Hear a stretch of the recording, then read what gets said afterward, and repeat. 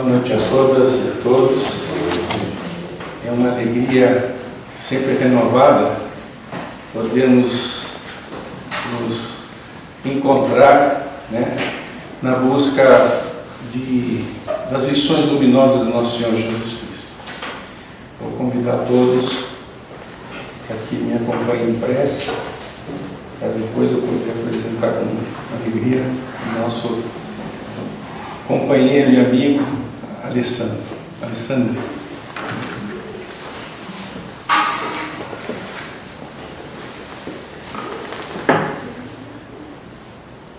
Vamos elevar em uníssono os nossos pensamentos a Deus, nosso Pai, a nosso Senhor Jesus Cristo, para nesse instante expressarmos da nossa gratidão pelas bênçãos que não nos têm faltado, pelas bênçãos que se renovam a cada instante, a cada hora, a cada dia, da saúde, da família, do trabalho, das experiências que nos auxiliam em nosso crescimento espiritual. Mas, sobretudo, Senhor, te agradecer por esse instante em que contamos com a Sua presença entre nós, a nos renovar o ânimo, as forças, as energias.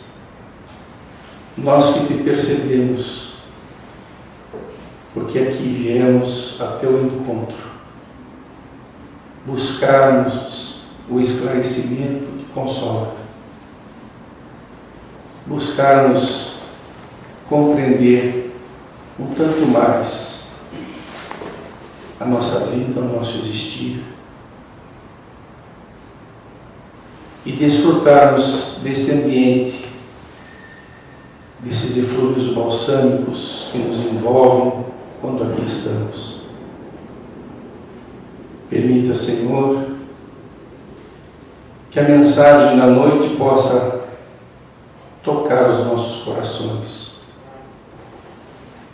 nos fazer perceber algo diferente. Sê conosco, é o que te rogamos nesse instante. Com gratidão, abrimos a nossa atividade na noite. Que assim seja.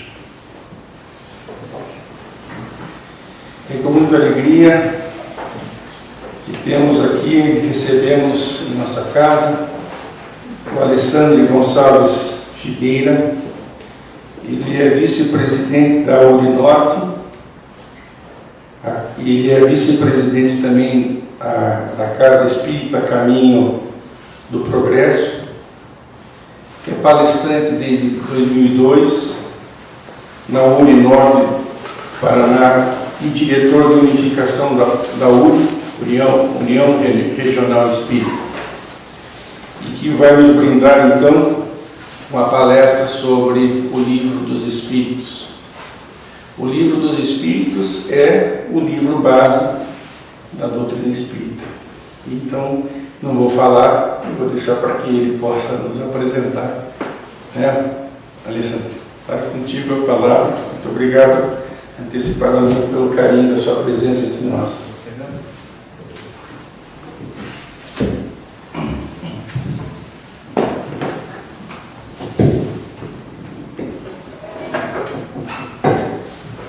Estimadas irmãs, estimados irmãos espiritistas, simpatizantes da nossa doutrina dos espíritos, espíritos amigos presentes nesta Assembleia, rogamos a Deus que, por meio dos excelsos e mensageiros do amor, nos abençoe, nos inspire e nos guarde em sua paz.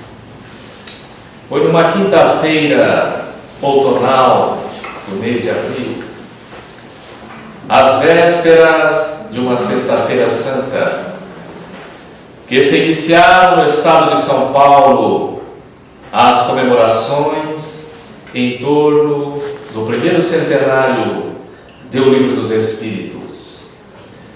A Federação Espírita Brasileira, à época presidida por Vantuil de Freitas, elaborou também um vasto roteiro comemorativo e solicitara ao governo brasileiro, à época presidido por Juscelino Kubitschek, a autorização para que a empresa brasileira de Correios e Telégrafos emitisse um selo comemorativo contendo a efígie de Allan Kardec e o Livro dos Espíritos. Esta autorização que fora concedida provocara fortes reações do clero brasileiro contra o movimento espírita e contra o governo de Juscelino. A União das Sociedades Espíritas de São Paulo, ao seu turno, emitiu uma carta aberta à população, carta redigida por José Herculano Pires, conclamando a fraternidade, ao espírito da tolerância, ao livre exercício da consciência religiosa na pátria do Cruzeiro. Mas naquela noite histórica, do dia 18 de abril de 1957, podemos dizer uma quinta-feira também santa para a família espírita, cerca de 10 mil pessoas acorreram ao ginásio do Pacaembu para a efeméride do primeiro centenário do Livro dos Espíritos. Infelizmente, muitas delas tiveram que amargar um triste retorno aos seus lares, em razão do ginásio já estar com a sua lotação completa. Algumas rádios também fizeram a transmissão daquela histórica palestra, cujo orador destacado para aquela efeméride foi o extraordinário Silvino Canuto Abreu. Um homem grato, profundo conhecedor da vida e da obra de Allan Kardec. Canuto Abreu tivera ensejo de residir por um período em França e participara de sessões mediúnicas ao lado de Gabriel Delane, de Leon Denis, os gigantes da primeira hora do nosso movimento espírita, e adquiriram um espólio de Allan Kardec, contendo documentos raros e muitos deles ainda hoje inéditos ao nosso movimento espírita.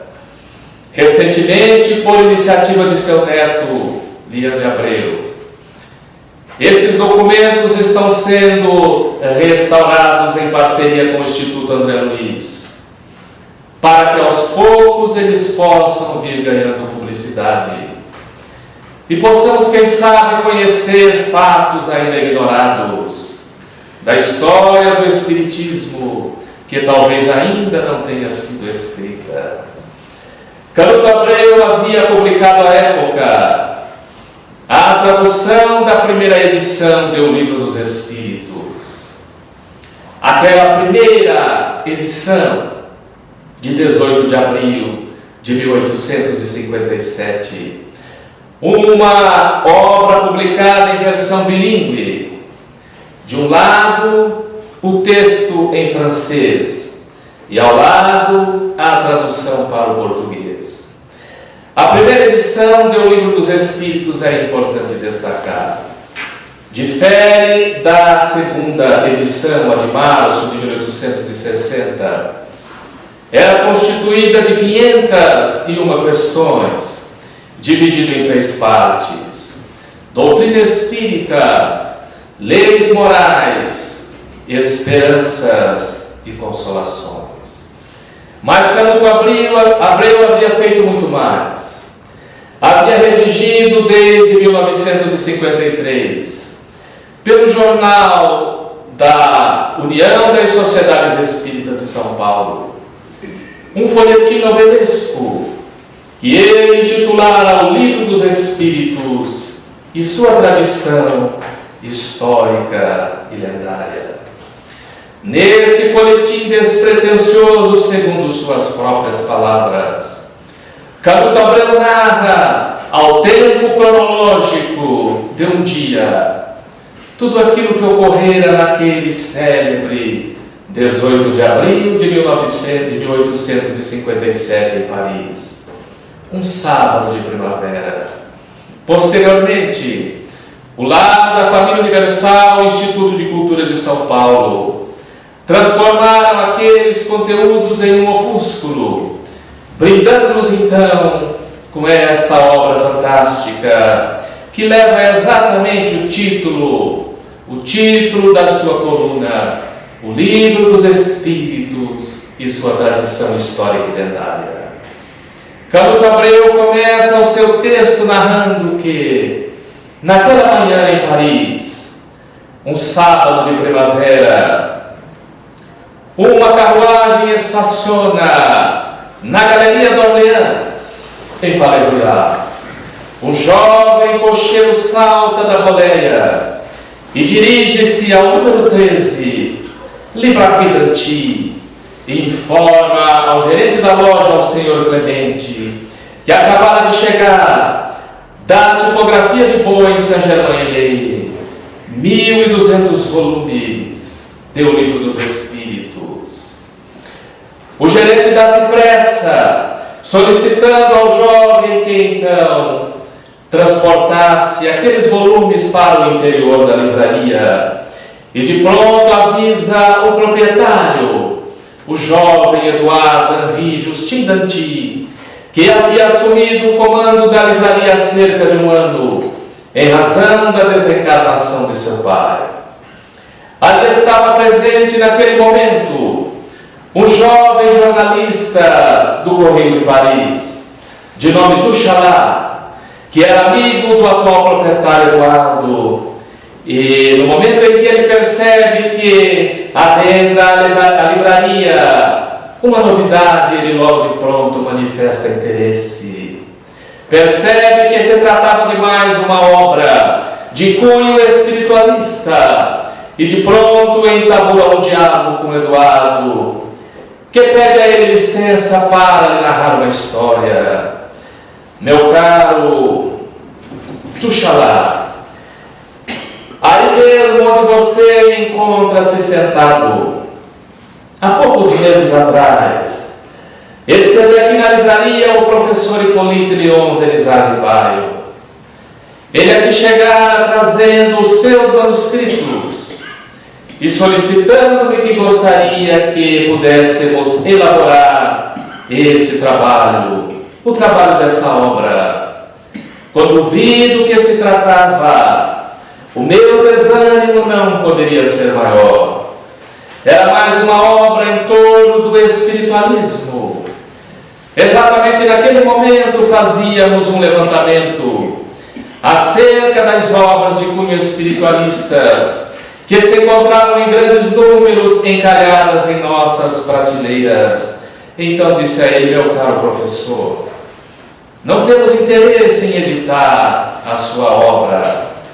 Esse assunto já é batidíssimo. As mesas que dançam, que giram, que saltam, que rodam, mesas que já não interessam mais, que já não vendem. Não temos, portanto, meu caro, interesse em editar a sua obra.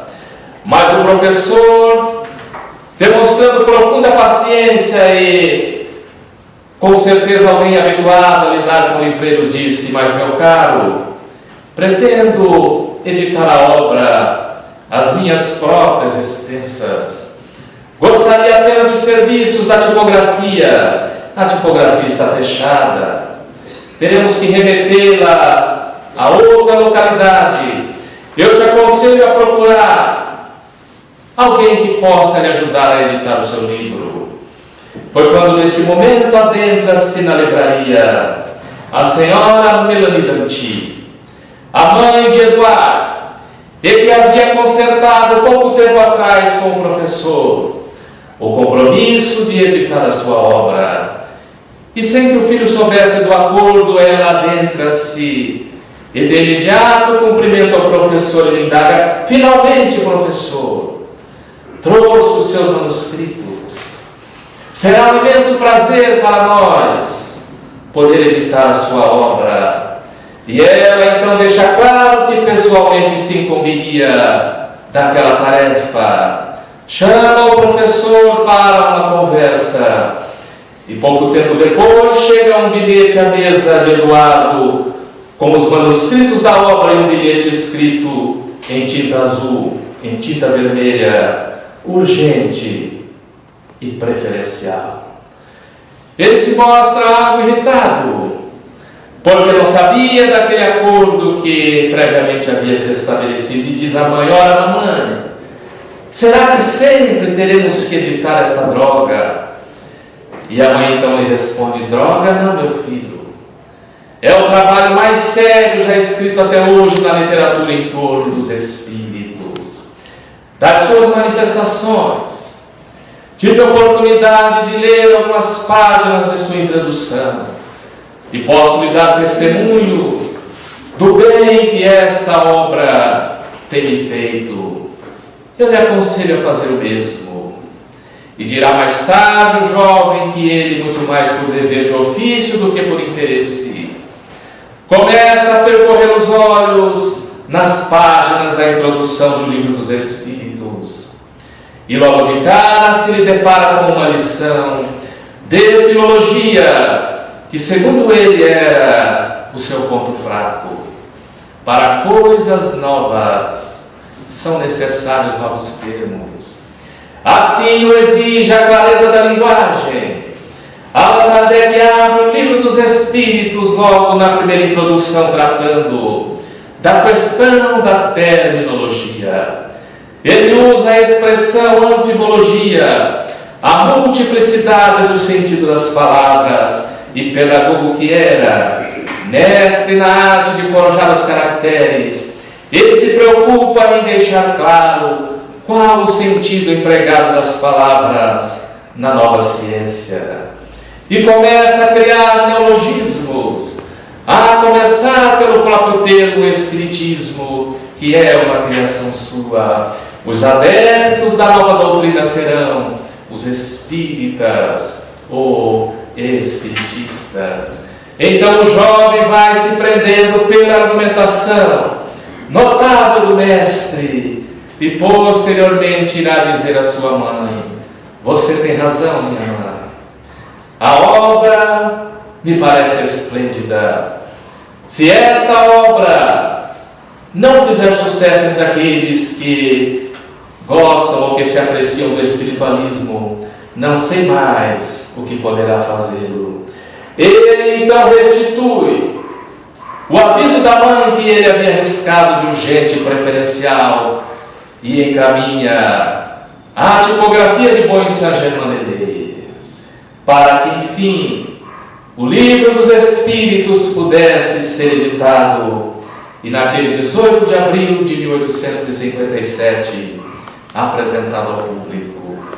À tarde, quando Allan Kardec chega à livraria Danty, é recepcionado à porta pelo gerente, e depois saúda a senhora Melanie, que lhe diz: congratulações, professor Rivário. Naquele momento, mais de 50 volumes já haviam sido vendidos uns, doados outros. E poderíamos dizer que eram 50 sementes da verdade, que seriam lançadas em solo francês, mas algumas delas para além das dimensões de Paris. Ele então começa o diálogo com o atual proprietário, o Eduardo Henry, que ele dirá: professor Rivário, aqui esteve na livraria o Barão de Poté, mestre do magnetismo em França, que havia sido professor de Rivário na escola mesmeriana de magnetismo. Ele levara alguns exemplares, mas aqui também passara a notável escritora George Sand. que se encontrava em busca de novidades. Ela também levara um exemplar, e quando percebera do que se tratava a obra, adquiriu mais outro para remeter ao poeta Victor Hugo, que se encontrava exilado em Barcelona. Hugo era simpático ao movimento neo-espiritualista que havia iniciado na América e chegara na Europa. Então Rivaio, naquele momento, teve o seu coração tocado por ver o espraiamento que o Livro dos Espíritos já começava a produzir, no sentido de disseminar os princípios espíritas, cuja universalização é o compromisso do Espiritismo. Ele ali estava para elaborar um convite, porque à noite, no seu modesto apartamento na Rua dos Mártires, número 8, ele receberia alguns convidados para comemorar aquele primeiro dia, aquele lançamento histórico do Livro dos Espíritos e o inaugurar o início do Espiritismo na Terra. Mas quando refletimos um pouco acerca da estruturação da obra O Livro dos Espíritos, e particularmente a da sua segunda edição, a de março de 1860, vemos a precisão do professor na estruturação pedagógica didática do Livro dos Espíritos, porque ainda conforme a introdução da obra, o Livro dos Espíritos contém a própria doutrina espírita. E ao contrário do que normalmente se encontra nas obras em geral, a introdução do Livro dos Espíritos não é uma introdução ao Livro dos Espíritos, mas sim uma introdução ao estudo da doutrina espírita. E é a mais extraordinária introdução que temos, porque ali já começa Kardec trabalhando a questão da terminologia, deixando claro que o Espiritismo é uma ciência nova, mas não é uma ciência que se enquadra nos cânones da ciência convencional, porque não é da alçada da ciência materialista, porquanto o objeto de estudos da revelação espírita é o Espírito, que ele irá estudar posteriormente na segunda parte da obra. Então, quando ele começa a estruturar os capítulos ou os livros, são 4 livros que constituem a versão definitiva. Na primeira parte, das causas primárias, Allan Kardec faz a escolha do objeto de estudos da ciência espírita. Então ele nos apresenta ali os chamados elementos gerais do universo: Deus, Espírito, matéria. Para dentre esses 3, destacar aquele que será o objeto de estudos da ciência espírita, deixando claro logo ao iniciar a primeira questão do Livro dos Espíritos e as que se seguem, que Deus está muito acima da nossa capacidade de compreensão da sua natureza mais profunda, porque para isso nos faltam sentidos. Então, logicamente, o estudo de Deus, do ponto de vista mais profundo, não é o objeto central daquela filosofia, daquela ciência nova. Tampouco a matéria, que é da alçada da ciência materialista. Ele então deixa claro que é o Espírito, o objeto de estudos da ciência espírita. Mas, curiosamente, na questão 23 do Livro dos Espíritos, ele inquire as entidades benfeitoras, que é o Espírito, e grafa a palavra Espírito com letra E minúscula. Um detalhe que escapa a alguns tradutores, mas posteriormente, ao abrir o segundo livro na questão 76, ele inquire como se podem definir os espíritos e grafa a palavra Espírito com letra E maiúscula, fazendo ali uma distinção de que na questão 23 ele está se reportando ao princípio inteligente do universo, esse princípio que transita pelas faixas primárias, que caminha rumo à evolução cuja finalidade é chegar à perfeição relativa, cumprindo o determinismo da lei assinalado por Jesus. Sede perfeito, quão perfeito é o vosso Pai Celestial. Mas na questão 76, quando ele grafa a palavra Espírito com letra E maiúscula, ele está se reportando àqueles que sobreviveram ao fenômeno da morte, as chamadas individualidades extracorpóreas, portanto já o espírito dotado de um perispírito em sua fase de evolução já um pouco mais avançada. Então, essa distinção pedagógica vai dando o caráter da obra, o Livro dos Espíritos, e da preocupação do mestre em deixar claro que estamos transitando em um novo terreno, que não é da alçada da ciência materialista, porque é uma filosofia livre dos prejuízos do espírito de sistema. Allan Kardec estabelece que o Espiritismo é uma filosofia livre pensadora, mas que tem o seu objeto de estudos, que é o Espírito. E o Espírito, tal qual o vento, sopra onde quer, e não se sabe de onde ele vem nem para onde ele vai. Portanto, o experimentador, por mais que queira produzir fenômenos, por mais que queira criar condições para a sua experimentação, pode esbarrar em questões muito simples, porque o Espírito pode não querer se comunicar, pode não estar em condição de se comunicar, pode não encontrar os meios propícios para produzir o fenômeno, porque o meio interfere bastante nas comunicações. Pode não encontrar um aparelho mediúnico que produza a sintonia necessária para que a comunicação ocorra. Então são muitos os fatores que interferem nesse processo. E Allan Kardec foi percebendo isso, portanto, não estamos lidando com leis físico-químicas, estamos lidando com inteligências, com individualidades extracorpóreas, que se comunicam quando querem, quando podem, quando têm autorização para se comunicarem, quando as condições propícias para que o fenômeno ocorra se estabeleça. Então Kardec, na segunda parte do Livro dos Espíritos, da questão 76 a 613, vai nos brindar com o mais extraordinário estudo do Espírito que temos em toda a literatura, porque ele nos apresenta todos os estados em que pode se encontrar o Espírito se manifestando. A começar por ele no chamado mundo normal primitivo, que é a nossa pátria, o mundo espiritual. Mas esse Espírito que se encontra na espiritualidade tem por destinação caminhar rumo à perfeição relativa. Para isso ele precisa um contato com a matéria.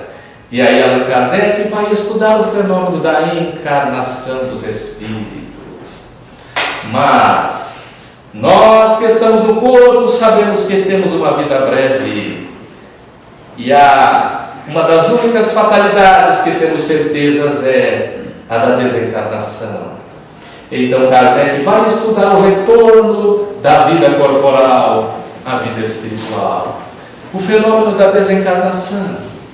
Mas ele observa que para o espírito desenvolver as suas potencialidades e chegar a essa perfeição relativa, ele precisa repetir muitas experiências na matéria, as chamadas pluralidades das existências, a reencarnação. Então ele vai estudar a reencarnação, mas ele percebe mais que esse espírito que se encontra vinculado à matéria continua interferindo no mundo espiritual, pelo fenômeno dos sonhos, pelo desdobramento, pelos chamados estados de emancipação da alma. Então Allan Kardec vai estudar os estados de emancipação da alma, a letargia, o sonambulismo, a catalepsia, o sono, os sonhos, a dupla vista, a comunicação entre encarnados, a chamada telepatia, e toda uma fenomenologia que o espírito encarnado produz. mas ele também constata que esse espírito que retornou ao mundo espiritual continua interferindo também, se o desejar, sobre o mundo corporal. Então ele vai estudar a influência dos espíritos sobre a matéria, chegando a cunhar aquela célebre questão 459, de que os espíritos influem sobre os nossos pensamentos e atos muito mais do que supomos, pois que de ordinário são eles que nos dirigem. Então Kardec vai constatando todas essas formas de manifestação do espírito, vai estudando esse espírito com letra E maiúscula, mas quando chegamos ao último capítulo da segunda parte, faltava estudar o espírito com letra E minúscula, e ele faz do capítulo intitulado dos Três Reinos, em que ele vai estudar toda essa elaboração do princípio inteligente, caminhando pela matéria para chegar ao seu telefinalismo, que é a perfeição relativa. E na célebre questão 540 temos aquela belíssima resposta que tudo se encadeia no universo, desde o átomo primitivo até o arcanjo, que por sua vez também começou pelo átomo. Então Allan Kardec agora nos brinda com todos os estados em que podemos encontrar o Espírito manifesto. Mas se temos um objeto de estudos e estamos lidando com uma ciência nova, ele preocupou-se então em formular leis em torno do objeto estudado. E na terceira parte de O Livro dos Espíritos ele vai nos dar as leis morais. As leis morais, inspiradas exatamente no Decálogo de Moisés, porque dividida em 10 partes, cada uma daquelas 10 leis morais estudadas por Allan Kardec tem relação com um dos mandamentos, a Tábua de Moisés. A primeira delas, a lei de adoração, é claramente uma referência à primeira passagem da lei mosaica, a lei de adoração na visão espírita, onde ali se estriba os fundamentos da religião espiritista, uma religião natural, cuja ligação o homem estabelece diretamente com Deus, colocando à margem todo aquele século dogmático de hierarquias, de castas sacerdotais, porque o Espiritismo não adota em suas práticas nenhum tipo de dança de vestes especiais, de hierarquias de tipo religiosa, a cobrança de dízimo, casamento, batismos, chamados sacramentos, porque é a própria ligação do homem com Deus. O Espiritismo, do ponto de vista da religião, podemos dizer que é a religião natural, que se expressa pela comunhão de pensamentos, de sentimentos e de princípios. Então, ao concluir as leis morais na última lei, a lei de justiça, de amor e caridade, Allan Kardec, nessas 3 palavrinhas aí, sintetiza toda a lei moral, ou como ele próprio assinala, aí está toda a lei e os profetas. Nessas 3 palavrinhas, a justiça são os nossos deveres para com Deus, o amor, os nossos deveres para conosco mesmo, ao passo que a caridade são os nossos deveres para com os nossos semelhantes. Aí está toda a lei dos profetas. Mas na 4ª parte da obra, ele vai analisar as aplicações e consequências dos princípios espíritas. E em 2 capítulos, penas e gozos terrestres e penas e gozos futuros, ele vai nos brindar com a situação daqueles que bem conseguiram aplicar a lei e que encontram a sua felicidade relativa, e aqueles que infelizmente transgrediram essa lei que está inscrita em si mesmo, na consciência, questão 621 de O Livro dos Espíritos, para depois, na obra O Céu e o Inferno, uma obra extraordinária que analisa os aspectos da teologia espírita, um estudo comparado das diversas doutrinas acerca da passagem da vida corporal à vida espiritual. Ele, na segunda parte, vai evocar os espíritos para constatar o que o Espiritismo já havia produzido naquela primeira hora. E como é consolador quando compulsamos as páginas dos chamados Espíritos Felizes e nos deparamos com depoimentos como o de J. Sanson, de Marcelin Jobard, que fora vice-presidente da Sociedade Parisiense de Estudos Espíritas, diretor do Museu de Bruxelas. Este homem, ainda antes de ser espírita, teve oportunidade de conduzir uma expedição com 100 famílias que vieram ao Brasil, contratadas pelo imperador Dom Pedro II, para fundar as margens da colônia de Sarri, uma sociedade de natureza utópica, porém vinculada aos princípios socialistas da época, os princípios surrealistas. Uma sociedade que trouxe consigo os princípios do magnetismo e principalmente da homeopatia. Nesta caravana de 100 famílias que foi selecionada por Jobard, aportar aqui ao Brasil o extraordinário Benoît Millet e João Vicente Martins, dois autênticos pioneiros do espiritismo em terras brasileiras.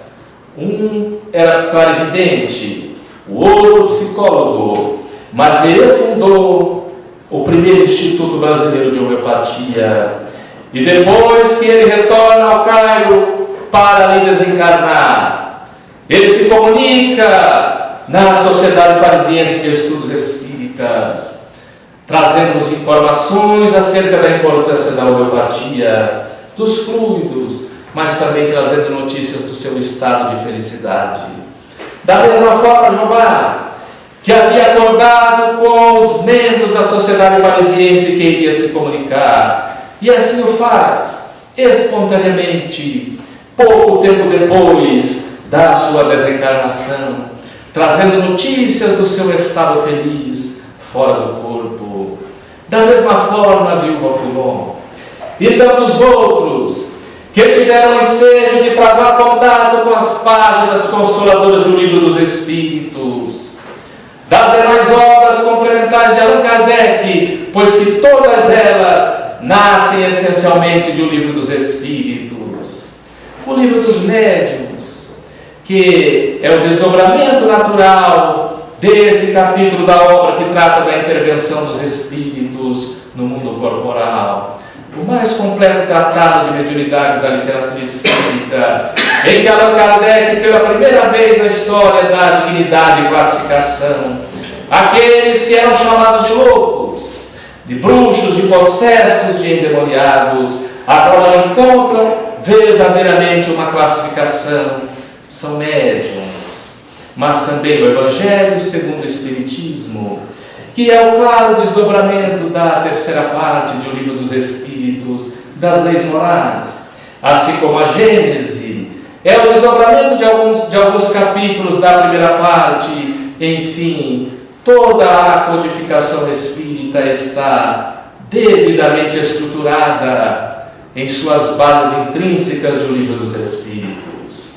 Mas naquela noite do dia 18 de abril de 1857, Allan Kardec recebe em seu modesto apartamento algumas das pessoas que se fizeram verdadeiros elos de uma corrente que o levaram ao encontro da sua missão, que ele havia sido revelado a 30 de abril de 1856 pela mediunidade de Ruth Serine Jaffé, quando ele participara de uma sessão privada com cerca de 8 pessoas.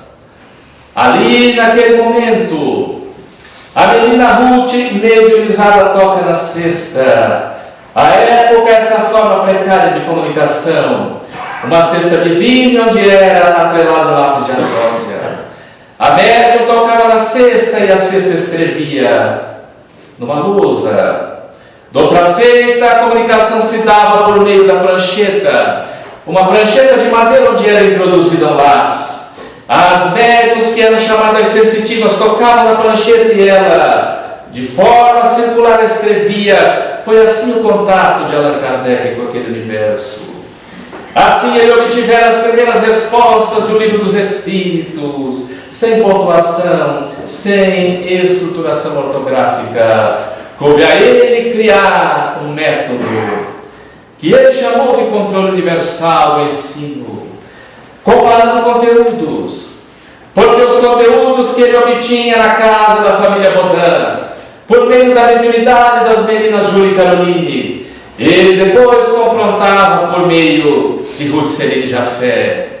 E naquele primeiro momento, dirá ele, foram cerca de 10 médiums, mas ao lado do desdobramento da codificação foram mais de 1000, que participaram para que ele pudesse corrigir informações, analisar, comparar, deduzir consequências e aplicar a nova doutrina, o raciocínio indutivo da filosofia, partindo da produção dos fenômenos ou das chamadas particularidades, para remontar leis gerais que os explicasse. Mas naquela oportunidade, quando a cesta escreve, dirá Rivaio em suas memórias que ela, depois de escrever uma mensagem falando da importância de renovar o pensamento religioso, que já se encontrava decadente há muito tempo, ela vira-se para ele, a exemplo de alguém que aponta com o dedo indicador e diz: Rivaio, tua missão é esta. Foi a primeira revelação acerca da sua missão. Pouco depois, ela é confirmada por Aline Carlotti. E agora, com a publicação do Livro dos Espíritos, ela estava consumada. E naquela noite, os convidados começaram a chegar. Os primeiros foram a família Bodin, cujas meninas Júlia e Caroline devemos a primeira edição do Livro dos Espíritos. Mas os seus nomes não encontram na obra, o que causara certa estranheza. E Allan Kardec faz questão de deixar claro que eu fizera para preservá-la dos impiedosos ataques, de que elas seriam certamente objetos, porque ele já estava informado do que ocorreu um pouco antes na América do Norte, quando aquelas jovens meninas, as meninas Fox, foram cruelmente perseguidas, excluídas de seus núcleos familiares, expulsas do seu convívio religioso, e para não morrerem de fome, precisavam comercializar a mediunidade. Então Kardec preserva as médiuns, e dirá ele: eu mesmo resolvi arrostar as consequências da publicação do Livro dos Espíritos. Mas naquela oportunidade ele é apresentada uma jovem médium, que seria mais tarde peça fundamental na Sociedade Parisiense de Estudos Espíritas e na elaboração da segunda edição, a jovem Hermance Dufour, que chegara trazida pelas mãos da senhora de Plenemaison, em cuja casa Kardec travara contato pela primeira vez com os fenômenos das mesas girantes, naquele maio de 1855. A menina já havia psicografado alguns trabalhos, entre eles a biografia de Jeanne d'Arc, obra ditada pelo próprio Espírito, e que foi uma das obras incineradas com as demais obras de Kardec, naquele Alto de Fé de Barcelona, em 1861. Então Kardec apresenta a Hermance para as outras meninas. Elas entablam um diálogo acerca de como a obra havia sido elaborada, mas ao findar-se aquela reunião histórica naquele modesto apartamento, a jovem Hermance Dufour, depois de ouvir a fala de muitos dos convidados, que agradeciam a oportunidade de ali estar, inclusive a fala do próprio Allan Kardec, ela, mediunizada, faz-se porta-voz do mundo espiritual, e aquele que seria futuramente o presidente espiritual da Sociedade Parisiense de Estudos Espíritas, o Espírito Luiz de França, toma a palavra e pelas vias mediúnicas de Hermans exorta os espíritas da primeira hora a sua grande responsabilidade, porque dirá ele que aquele momento seria conhecido na história como a grande batalha da verdade. Alusão feita ao Espírito que é o grande líder de todos nós, o Espírito Verdade. E depois de fazer um belo pronunciamento, eleva aos seus céus uma prece, que é uma invocação. Senhor, sabemos que fomos chamados na terra e no espaço para a grande batalha da verdade. Reconhecemos qual é o nosso dever, mas somos frágeis. Encoraja-nos, pois, no propósito de servir-te. Se desfalecermos, reanima-nos. Se tombarmos, ergue-nos. Não consintas que caiamos mais no cativeiro da soberba, da cobiça, do egoísmo. Liberta-nos, Senhor, desses grilhões do mal, ainda que pela dor, que assim seja.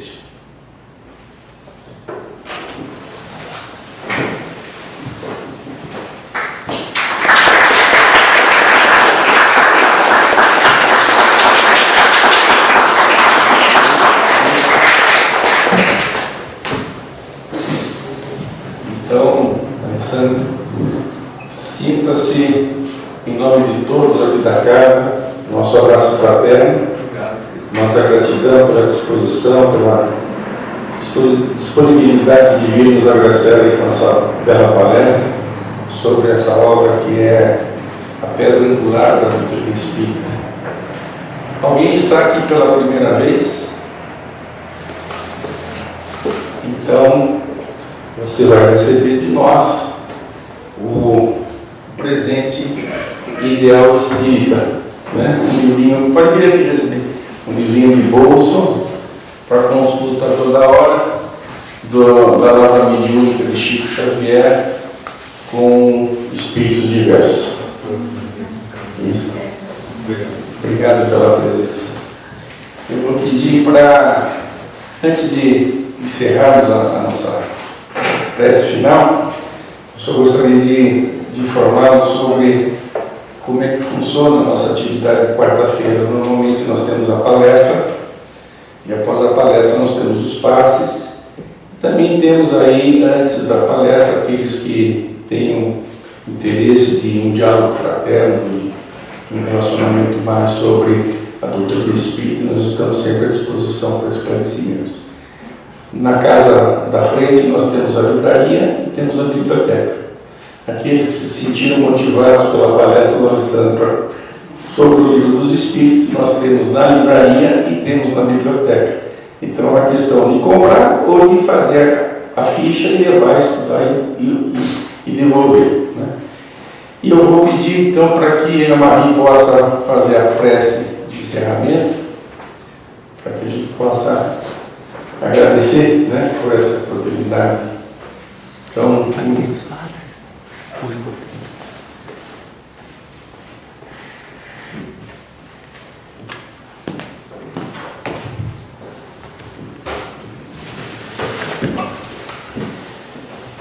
Senhor Jesus, é com muita alegria, Senhor, que agradecemos esta oportunidade de estarmos aqui na Casa Espírita, envolvidos por essas vibrações de paz, de saúde, de alegria, em que pudemos beber da Tua mensagem através das palavras fraternas e amigas do Alessandro.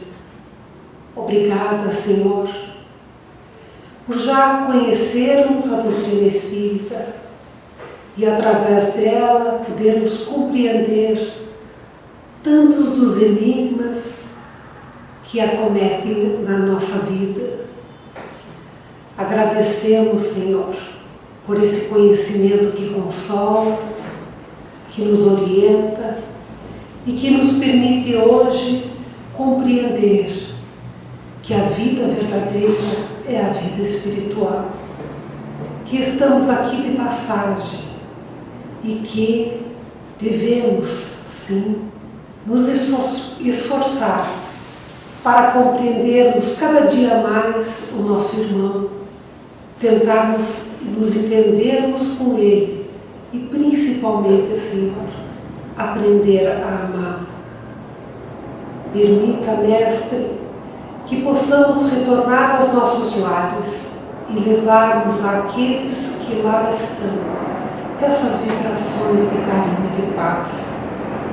Muito obrigada, Senhor. Que assim seja.